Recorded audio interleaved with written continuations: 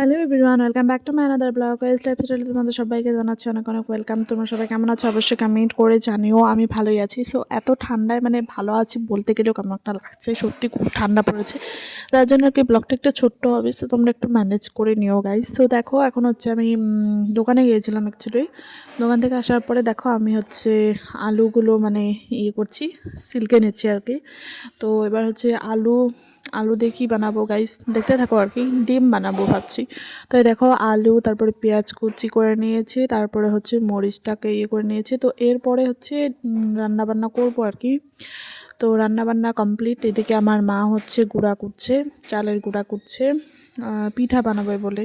So বাড়িতে কেউ নেই, দাদু ঠাম্মি ওরা সবাই গেছে গুয়াহাটি বলতে গেলে ওরা গেছে আমার দাদার বিয়ে ঠিক হবে আর কি, এরকম জানি না ঠিক হবে কি না। তো যাই হোক, যার জন্য আর কি গেছে। সো দেখো তারপরে আমি গুঁড়া টুড়া শেষ কোটা শেষ করে তারপরে চলে আসলাম হচ্ছে আমার স্কুটিটাকে একটু ধোয়ার জন্য, কারণ স্কুটিটা অনেক নোংরা হয়ে আছে, এগুলোকে না ধুলে ভালো লাগবে না। যার জন্য আর কি ধুয়ে দিলাম। তারপরে দেখো এই যে গুঁড়া দিয়ে দিচ্ছি, মা হচ্ছে এনেছি। এটা দিয়ে কী পিঠা হবে, দুধ পুলি নাকি একটা বলে, ওই পিঠাটা হবে। তো এই দেখো, আর দেখো আমি ভয়েস ওভার করছি, অনেক আওয়াজ পাচ্ছ। দেখো আমি সব ভিডিওতেই বলি অনেক আওয়াজ পাচ্ছ, বিকজ কি করব বলো, এই গ্রামের বাড়িতে থাকলে এরকমই হয়।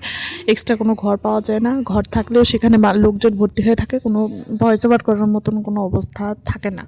তো যাই হোক, এইভাবেই তোমরা একটু ব্লগগুলো মানিয়ে নাও। দেখো, সো দেখো তারপরে এরকম করে আর কি এটা হবে, একটা গোলার মতো হয়ে যাবে বড়। তারপরে দেখো এরকম হয়ে গেছে, নামিয়ে নিয়েছি। খুব গরম, আমি তো হাত দিয়ে একবার ছাকাও খেয়ে গিয়েছিলাম। তারপরে দেখো এইভাবে হচ্ছে বানিয়ে নিচ্ছি। সো ভাই এসেছিলো সামনে, আমি ভাইকে বলছিলাম ভাই একটু ভিডিও করে দে, তুই যেহেতু সামনে এসেছিস, আর ভিডিও করে দেওয়ার মতো তেমন কেউ ছিল না। তো তার জন্য ভাইকে বলছিলাম, তো ভাই ভিডিওটা করে দিচ্ছে। ভালোই করেছে, খারাপ করেনি, ভিডিওটা সুন্দরই হয়েছে। তারপরে এই দেখো এরকম হচ্ছে দুধ পুলির ইয়েগুলো বানিয়ে নিলাম। তারপরে এই যে বানালাম, দুধটা কম হয়ে গেছে যার জন্য আর কি এরকম অবস্থা। কী করবো গাইস, গ্রামে থেকেও দুধ পাই না আমরা কি। তারপরে দেখো এই যে মালপোয়ার ব্যাটারটা বানিয়ে নিয়েছি, তারপরে মালপোয়াগুলো ভাজছি। এই দুটো পিঠে করলাম, আর কোনো পিঠে সেটা করলাম না। ভেবেছিলাম কুলি পিঠে হবে, কিন্তু সেটার সময় হলো না।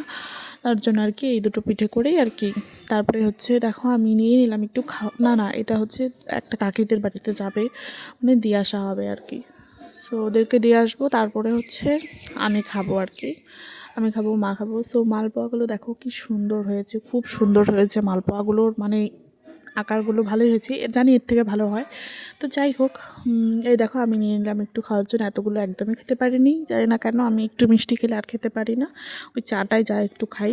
তো তারপরে দেখো শেষ আর কি, কী বলবো তোমাদের। তো ভালো থেকো, সুস্থ থেকো সবাই, লাইক কমেন্ট শেয়ার সাবস্ক্রাইব করে পাশে থেকো। টাটা, আজকের মতন আসি, দেখা হবে অন্য একটা সুন্দর ভিডিওতে।